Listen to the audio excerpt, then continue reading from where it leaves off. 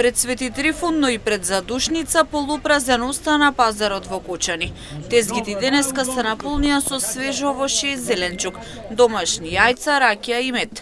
Ама купувачите попладне можеа да се избројат на прсти. Продавачите велат побарувачката е слаба, а главна причина за ваквата ситуација на терен се ниските примања на граѓаните. Иако цените се реални за овој период од годината и прилагодливи за џебот на кочанчани, според продавачите, сепак сликата на терен покажува една сосем поинаква ситуација, според која се посочува дека пазарот е помалку посетен. Од друга страна, за нив е далеку од исплатливо да работат земјоделие и да продаваат по пазарите, бидејќи нема ниту побарувачка, ниту реално вистинска цена на производите.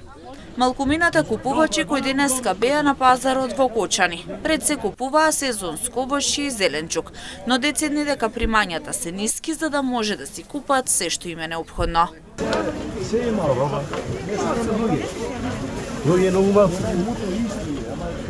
Скапо ли е за вашите примања? Па за моите примања, јас сум пензионер. Не се реално. Тоа е моите примања.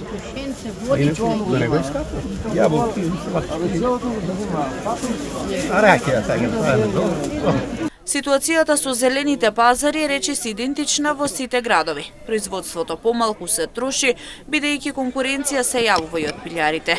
Произведувачите се повозрасни граѓани кои работат земјоделие, а кај помладите нема желба да се занимаваат со одгледување на зеленчук и овошје.